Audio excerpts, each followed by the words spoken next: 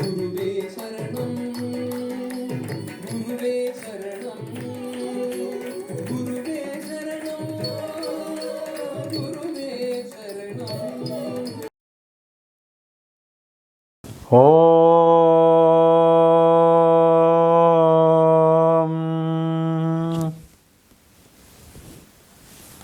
Namaste. Welcome to all of you for this 22nd episode or 22nd chapter of the life and journey of Mahavatar Babaji. With this chapter, probably we may be completing the first volume of the book, Life and Journey of Mahavatar Babaji. After the last episode, what we described, after those experiences, which needs a lot of pondering over, lot of wisdom application, lot of scientific research from the concerned authorities, we will move on. There are 9-10 days left for Mahavatar Babaji to spend at Rameshwaram for the ensuing Sri Ramanavami. Sri Ramanavami is very well celebrated at Rameshwaram with full of religious fervor and gaiety. And on that day, Mahavatar Babaji does not want to go away from Patanjali Maharishi because Patanjali Maharishi has indicated something special for Mahavatar Babaji. Mahavatar Babaji is not able to comprehend what it could be because it is a very important segment of time for Mahavatar Babaji. During this 8-9 days, Mahavatar Babaji goes in and around of Ramanathapuram. He is actually in search of a lonely place where he can sit and do dhyana and enter into samyama so that he has more clarity what he is expecting some outcome as indicated by Patanjali Maharishi. He visits Dhanushkoti. Of course, Dhanushkoti is not to be seen today. Only people can go and come back in few minutes. In 1964, it has been swallowed by the sea. Babaji goes to a place called Villundi Tirtham. Today it is called Villundi Tirtham. In those days, Villu Undi Tirtham. It means Sri Rama creates this through an arrow. A small well is created adjacent to the seashore where the water is so sweet to drink and it becomes a source of potable water in those days. Babaji also goes to Lakshmana Tirtham to have bath all the days. Babaji also spends all the 8-9 days at Lakshmana Tirtham to have his bath. He also visits certain spots like Sugriva Tirtham, Jatayu Tirtham, Agni Tirtham. There are so many Tirthams beyond the temple premises. In Jatayu Tirtham, it is said that the Jatayu bird was buried here, and as a result of that, today there may be a temple or what, but that place is maintained as sacred from that day by all those visitors. There is also a SEETHA Kund or SEETHA Kulam which has been created by Sri Rama for Sita Devi Amma to have a holy bath on her return from Lanka. Babaji chooses a place Gandamadana Parvata, a small hill, and there Rama climbs in order to see some view. As a result of that, from that day, this small Gandamadana Parvata is considered so sacred, and Sri Rama's footprints are also maintained as of date. Lakshmana Tirtham, Rama Tirtham, Sita Kund, etc. were created in those days. Babaji feels that Gandamadana Parvata will be a suitable place for him to sit in dhyana, meditation, and enter into samyama. This place is little away from the temple in order to avoid the noise of the devotees and disciples visiting Sri Ramanatha temple at Rameshwaram. Babaji chooses this very particular place. The expected day of Sri Ram Navami arrives. Early morning, Mahavatar Babaji goes to Lakshmana Tirtha, takes bath and comes to Rameshwaram temple, Ramanatha Swami temple, has the darshan of Ramanatha Swami, offers his prayers and respects, and arrives at the Gandamadana Parvatam. And on that day he wanted to have the darshan of Suryodaya. He waits for sunrise. At the time of sunrise, Babaji offers prayers to Bhaskara, the sun god, and prays to Aditya that this day of Sri Ram Navami, let it be a fruitful day for me as well as for all others. After a few minutes, Babaji enters into Samyama. Now Babaji is in a contemplative mode. Mahavatar Babaji slightly opens the eyes. Babaji sits for few minutes and first invokes Lord Shiva, Sri Krishna and Patanjali Maharishi. After closing his eyes for the first time, he feels that Patanjali Maharishi comes, gives a glance, smiling darshan and disappears. Babaji, Babaji, Babaji, Babaji.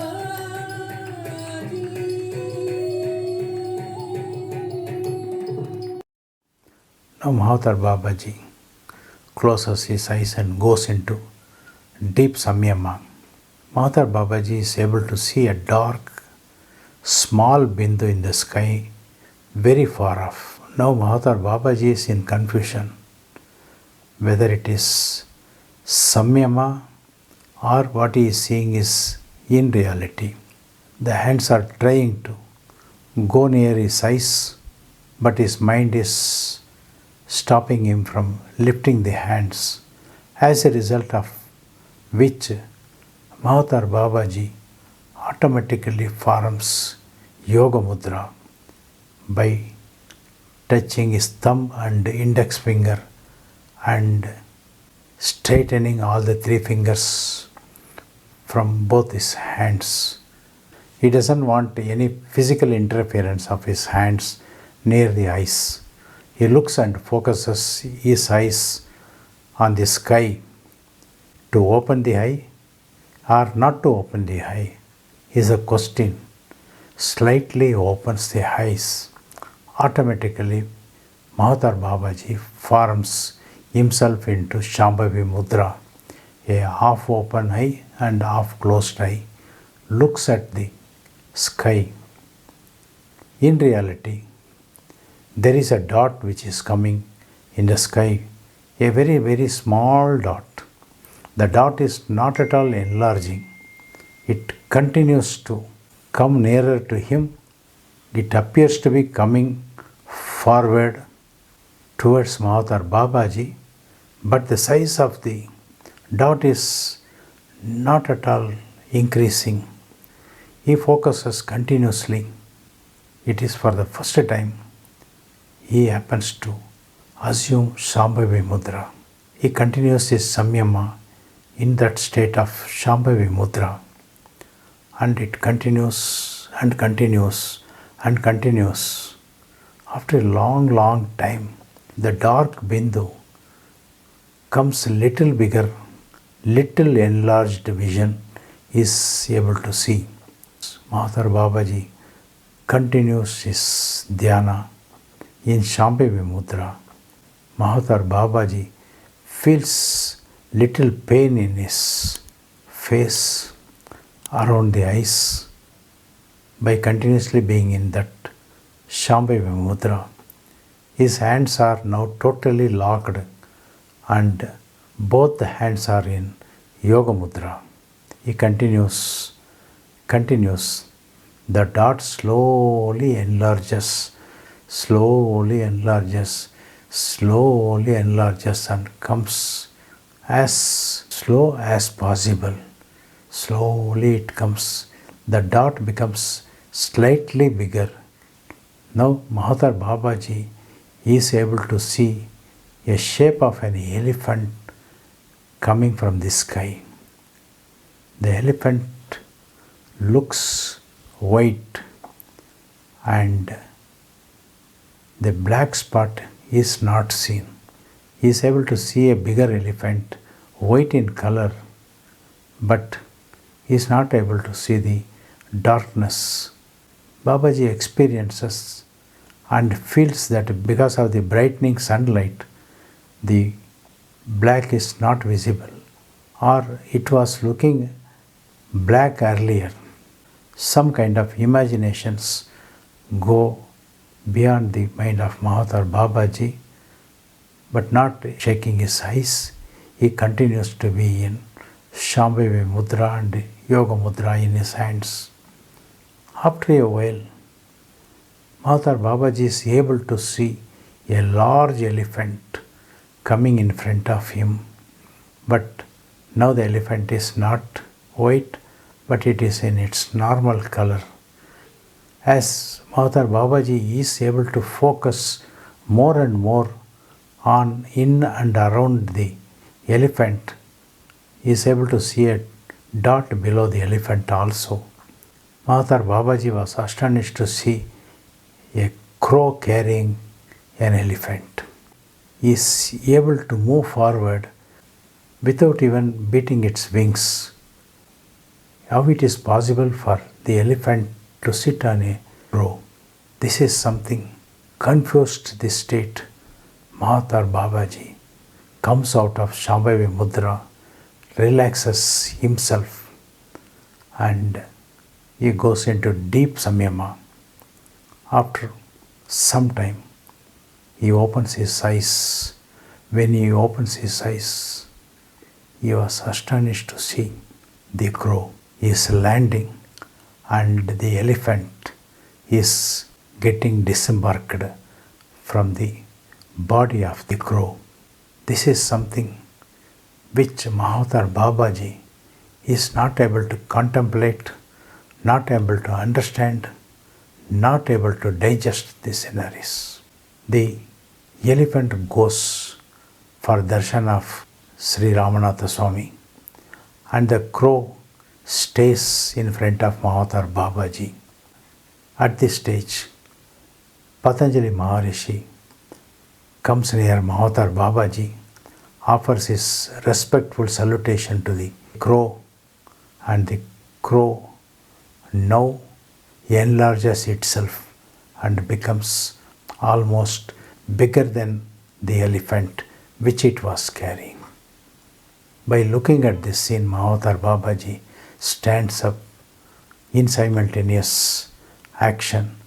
Mahavatar Babaji also offers respectful and reverent salutation to the crow and looks at the face of Patanjali Maharishi. Patanjali Maharishi says, he is the Guru of all the Gurus. He is the Siddha of all the Siddhas. He is Kagabhujandar Siddha. He is the guide and inspiration for all that Siddha tradition. He sits on top. He is the only Siddha who initiated Lord Shiva. Mahavatar Babaji is introduced to Kagabhujandar by Patanjali Maharishi. Again, Mahavatar Babaji offers his salutation to Kagabhujandar. Kagabhujandar Siddha blesses Mahavatar Babaji and says, you have a very big responsibility to this universe. That responsibility will be enlightened to you by your Paramaguru.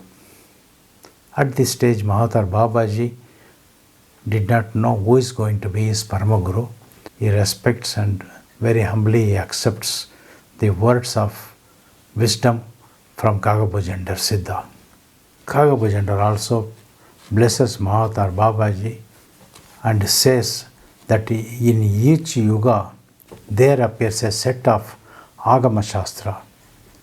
During the forthcoming Kali Yuga, there will be 28 Agama Shastras written in Tamil and in Sanskrit. Each Agama Shastra has a deity who is Ishvara himself in it. All the 28 Agama Shastra deities are appearing before Mahavatar Babaji.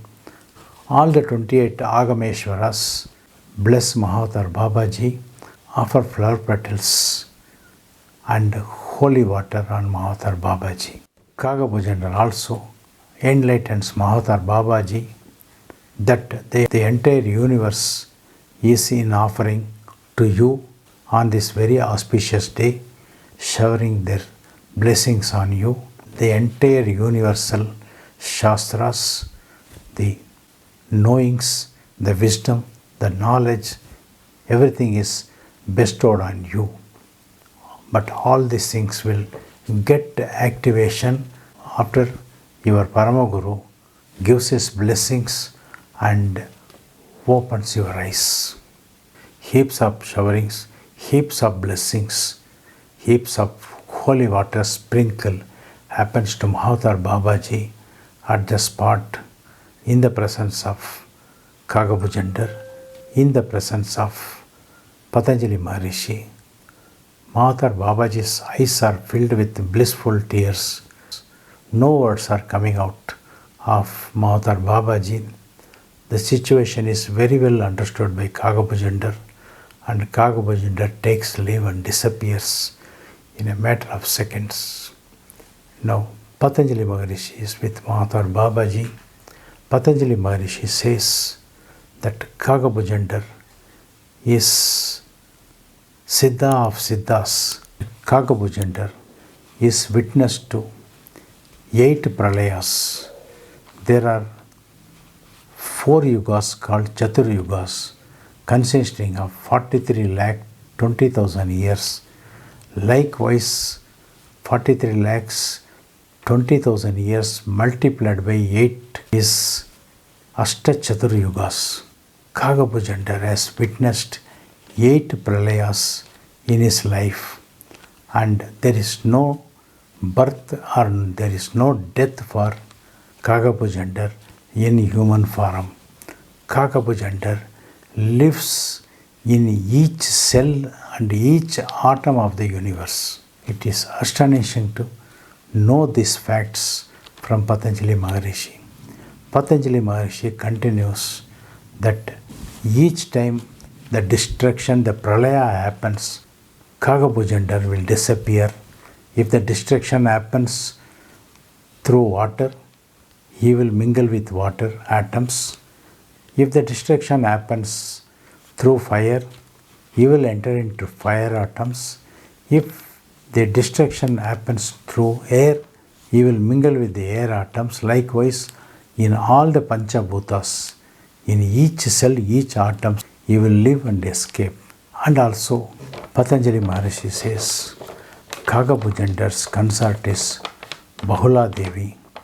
Bahula Devi is more supreme, and each time a pralaya, a destruction comes, he will enter into Bahula Devi, and Bahula Devi take reincarnation each and every time. Bahula Devi's representative is the plantain tree, and there is no death for the plantain tree, is what Patanjali Maharishi says. At no stage Kagabhujandar has taken human form, so he is the only Siddha who doesn't have birth and doesn't have death, but still lives on. With these experiences, again Mahavatar Babaji, okay, we will see the next episode. Till then, Om Sadguru Babaji Namaha. Om Sadguru Babaji Namaha. Om Sadguru Babaji Namaha.